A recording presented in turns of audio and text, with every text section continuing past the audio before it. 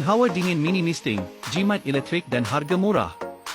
Dengan 5 lubang berkabus, kipas ini boleh menyejuk dengan sangat cepat dan mengelakkan kulit anda daripada kering, dan tangki air 600 ml akan bertahan selama 8 jam operasi, menjimatkan kuasa dan tidak mengeluarkan bunyi yang mengganggu.